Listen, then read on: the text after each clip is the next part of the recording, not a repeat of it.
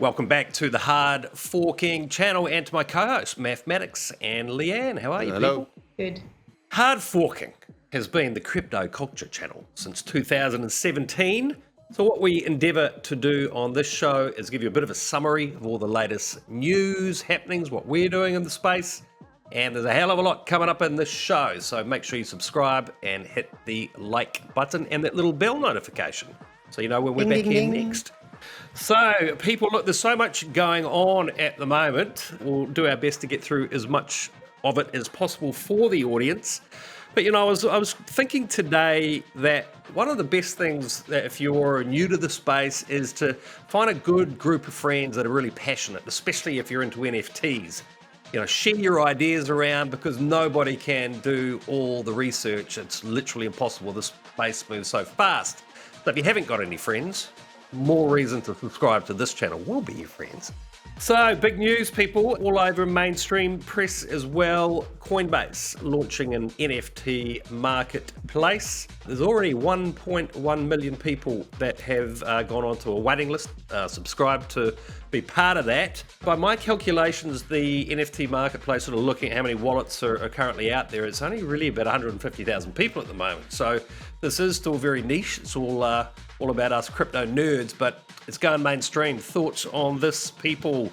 Just because Coinbase is getting involved, to someone who's been in the space as long as we have, it's like, well, what's the difference? I mean, OpenSea, Coinbase, I mean, they're just two different websites, but I guess it's just the simple fact that Coinbase is already where their crypto is and it's already where they are situated. That's just that. It's literally one step of extra work that they're avoiding that will get, what, 1 million more people into NFTs? It's amazing how much of a small bridge the masses require in order for them to walk over it. If they see that the bridge has a slight turn and it's kind of steep, that's way too much work and it sounds scary. Yeah, I agree with Jesse. The more simple it is, they're smart. They're going to attract a whole different crowd that just want that simplified, press the button, there they are, rather than do the MetaMask thing, do the hook up to OpenSea or whatever. So yeah, it just eliminates that part that is a hurdle for a lot of people. What we're seeing at the moment in the crypto space is a lot of very centralized solutions, blockchains like Solana. Yes, that makes your gaming experience that much quicker, faster, cheaper. But obviously the big picture here is a decentralized world, and what that's going to give us is a world where a handful of people don't tell you how to live your life, and I'm all about that.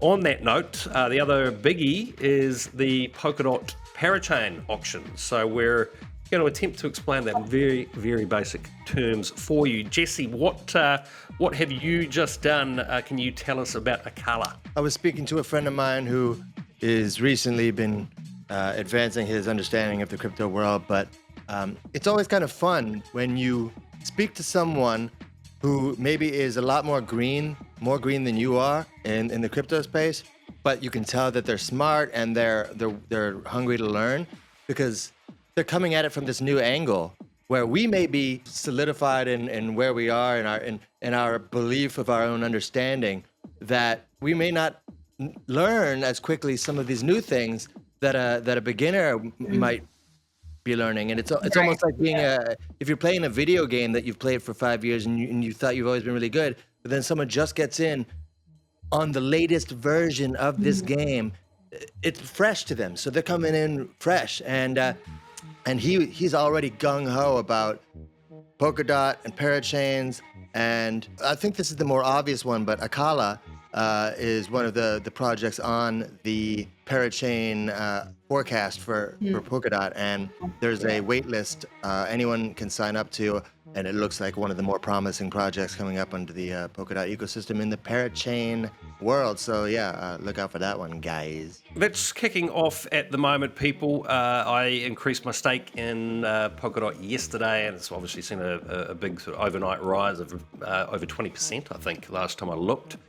So a lot of hype around this, but I do think the hype is warranted. So basically the way these parachain auctions work, they're effectively sort of crowd auctions. So you could effectively give your DOT tokens to one of these projects that is bidding in the auction, your DOT tokens would then be locked up for quite a significant period of time. So, you got to understand that and be prepared for that.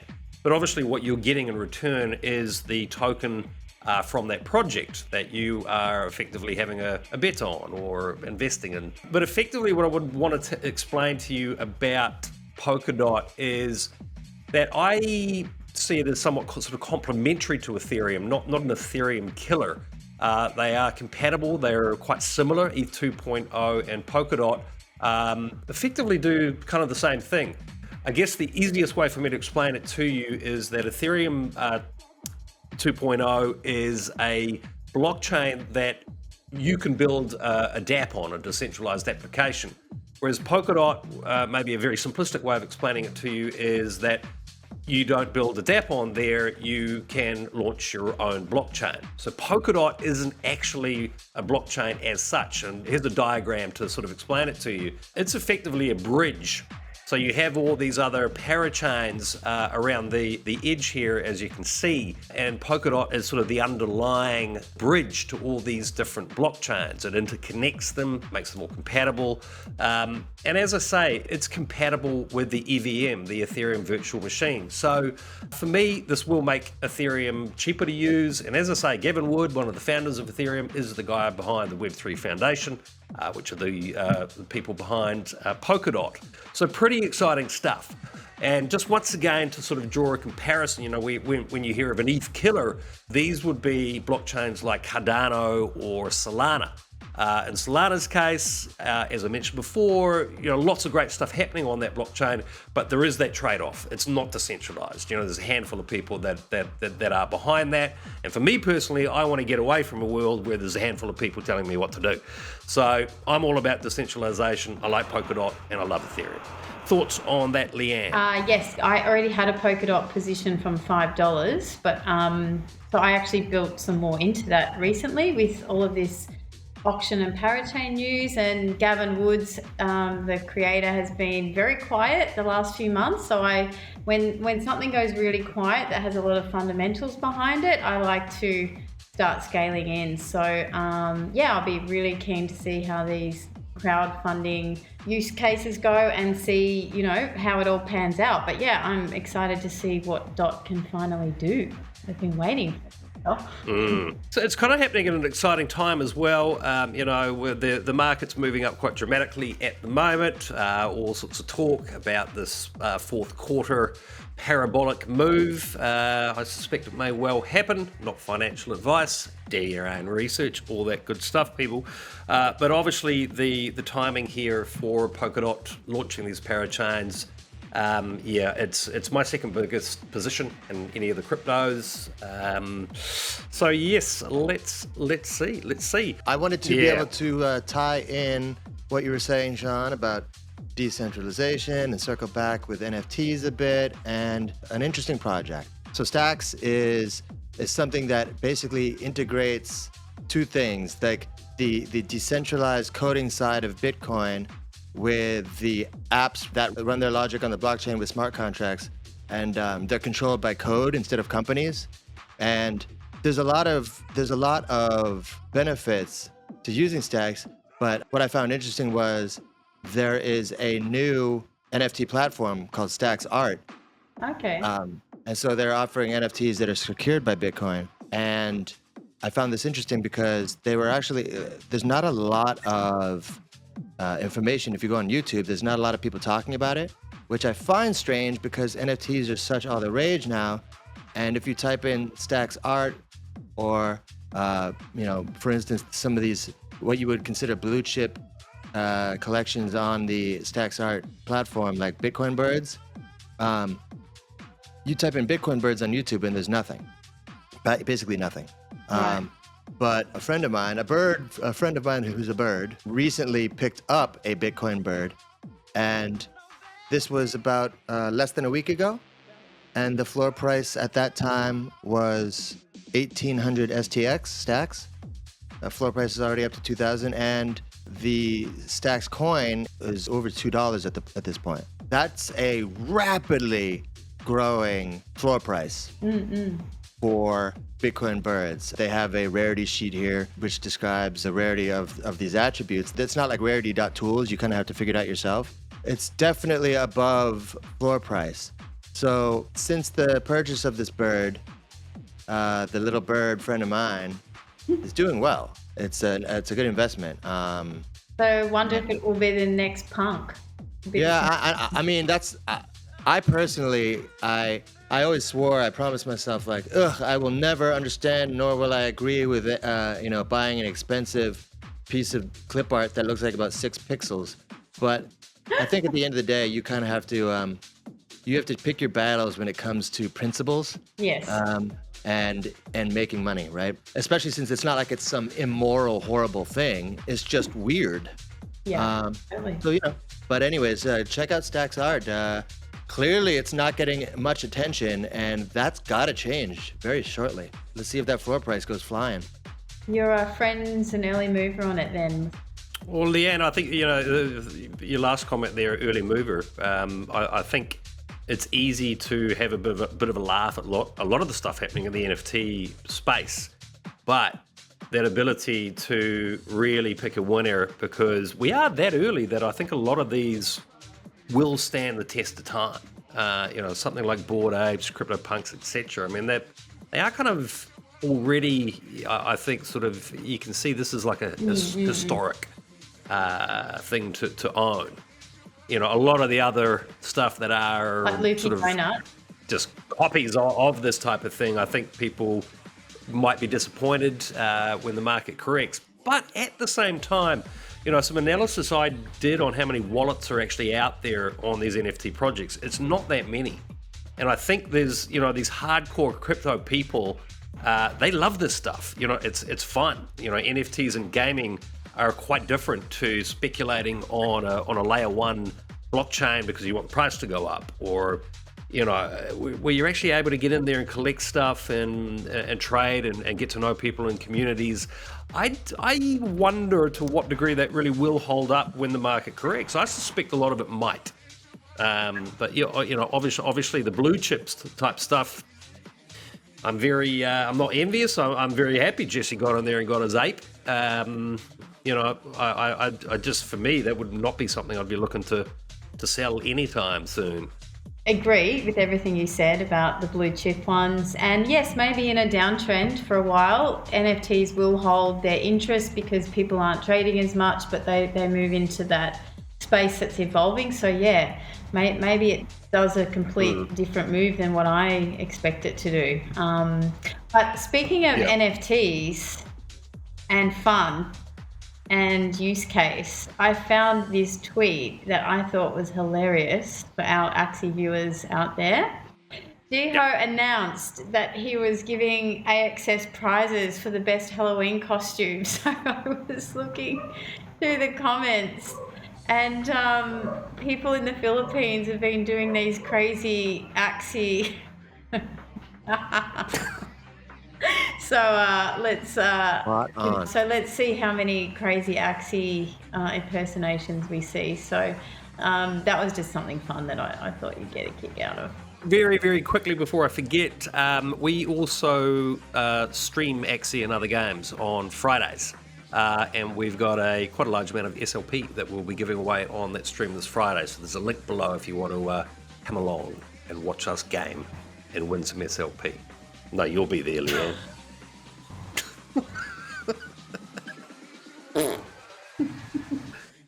You've already got enough SLP, so maybe we won't see you. SLPs. So we'll see you all Friday. What else you got for us, Leanne? Well, if you've been watching the Bitcoin price movement, we were on that precipice of looking to see if we were in a dead cat bounce, but we've proven right now we've just broken past that resistance. So, I always use the mainstream media as sort of an indicator to do maybe the opposite, and CNBC fast money is one of those contrarian things, and this is an example of somebody Jamie Dimon calling Bitcoin useless, and then it shot up to 58,000. Welcome back to Fast Money. Check out Bitcoin hitting a fresh 5-month high today, topping 57,000 for the first time since May. But not everyone is convinced by this breakout. Listen to what JP Morgan CEO Jamie Dimon said about Bitcoin earlier today. I personally think that Bitcoin is worthless, but I don't want to be exposed to it. I don't care. So, and then, which I think is a really contrarian indicator, because these were the same shows that were, were telling people to buy Ripple at $3. So just, watch these things, have a laugh, probably do the opposite when it's on these CNBC type shows of fast money, how to lose money fast. As we know, Bitcoin is not worthless because the people have spoken and the institutions are buying, retail is buying, things are moving rapidly in the space. And we've also got Bitcoin about to flip silver in market cap, which is super cool as well. So we've got Bitcoin down here at around $1 trillion and we're about to flip silver. So for me, it's now just an issue of pegging them all off one by one, as I laugh evilly. Gold at number one there, hey? Jesse has some news that he's been keeping an eye on in South America. We've been watching El Salvador. There is talks going around that perhaps Brazil is next in line to do in El Salvador and make Bitcoin legal tender. Now, I'm sure you guys saw in the news just within the past week or so, they've also been trying to figure out regulations, getting tougher with that, and really trying to really kind of understand what it is their approach is on Bitcoin and crypto down there. But I mean, I guess that comes with the territory of introducing the concept of making it legal tender, right? You're not going to be like, well, we're making it legal tender and have fun, do whatever you want, totally free, decentralized, happy times. But the mere fact that Brazil it's not just a rumor in the rumor mill. It's Brazil up front and center saying we are really considering Bitcoin, and it sounds like it's probable to get passed. And if that happens, that's a lot bigger than El Salvador, in my opinion. I mean, Brazil is literally bigger than El Salvador for many obvious reasons, but that means that it's not just one domino. That means that there's a line of dominoes, and they're falling. I still find it kind of strange, though, that, when we hear about a country making Bitcoin legal tender, to me, Bitcoin, I still view it as that sort of parallel economy that's always going to be there, a safety net, a completely decentralized network, not run by anyone. And yes, anyone can use that network. And I guess as has happened in El Salvador, they can say, okay, this is legal tender now. But sort of imposing that on citizens, I still find that really quite weird. I'm still wrapping my head around the point is that. They are running it parallel. You can still use the dollar, but they are seeing how that operates within society.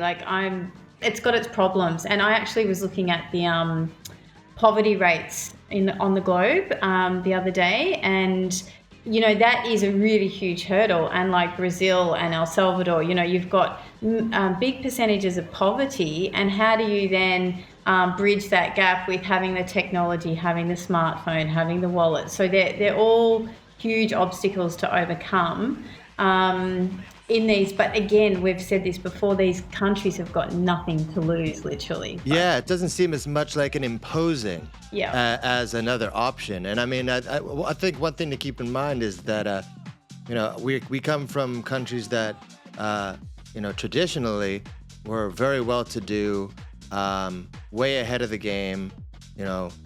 I'm talking about not nowadays, but that we're always way ahead, and we didn't have to deal with anything like Brazilians or El Salvadorians do, especially in the poor communities of those countries where death is a daily common occurrence in your hood. Yep. And so, I mean, the governments there have no doubt been under constant pressure to try to fix the hell that a lot of these people are living in. And so I think Bitcoin being introduced as legal tender starts to become an attractive option to a country that's dealing with hellish scenarios in major portions of their territory. Jesse brought up an interesting point then, countries that we're all we're all originally from. Andrew Henderson in the Nomad Capitalist calls them legacy brands.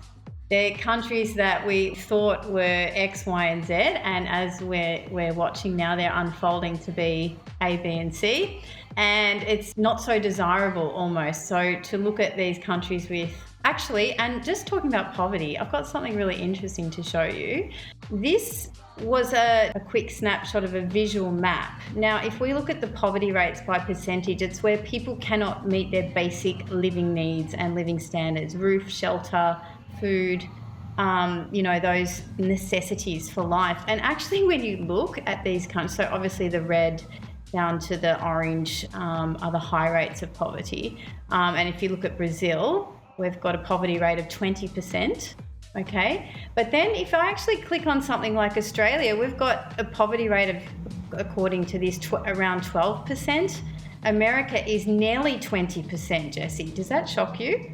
I mean, it doesn't shock me in a sense that you look at some of our major cities, especially now. I mean, what is this, as of this year? Yeah. Yeah, I mean, our major cities is, you have people on the streets, literally on the streets, not even in favelas in LA and in San Francisco and Austin. We just have people laying on cement. They don't even have a nice box.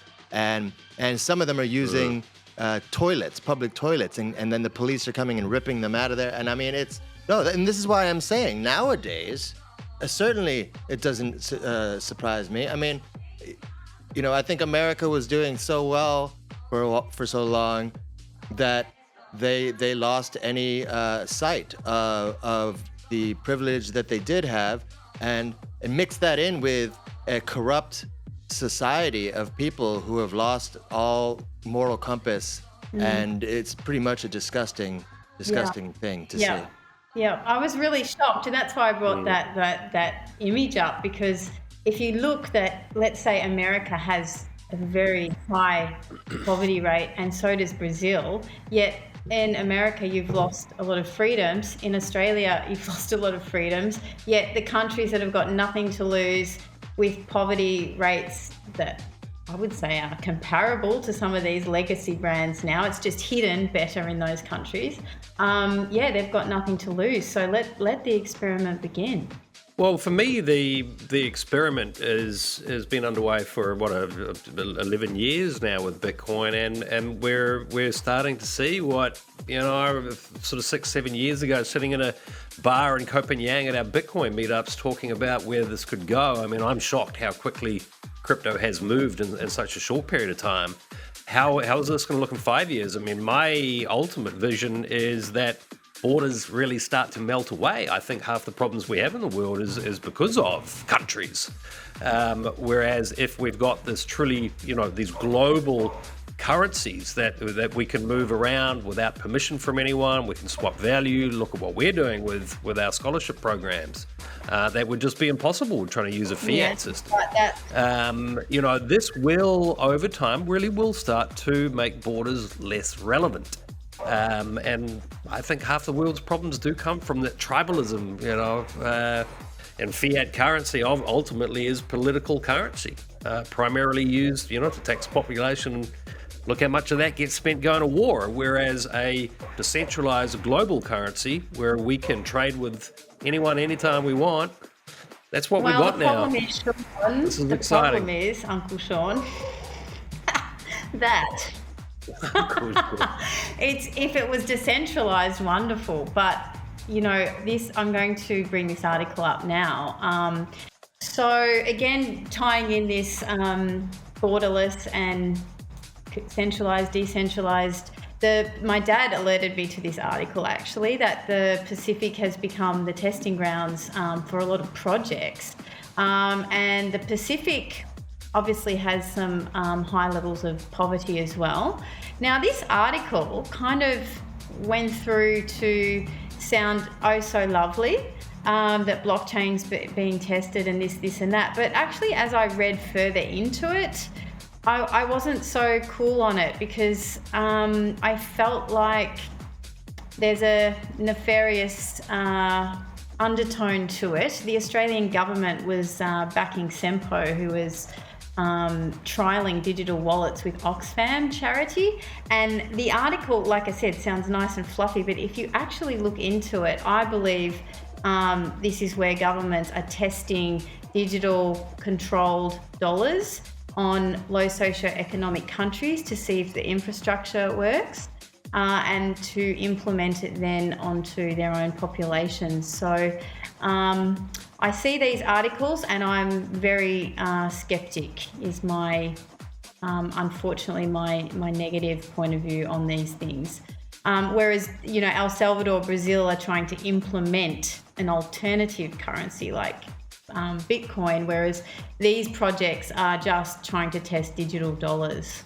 Yeah, I mean, I remember looking at Stellar Lumens, it was either late 2016 or early 2017, and pretty much their sort of big first project was operating the Lumens token in, I think it was 9 different Pacific countries, New Zealand, Australia, and a bunch of the islands, because there is real issues there where you have people you know, coming back from New Zealand to Samoa, and they've got $50 in cash, and then they need to swap that. You know, there's small amounts of cash from all these different Pacific nations.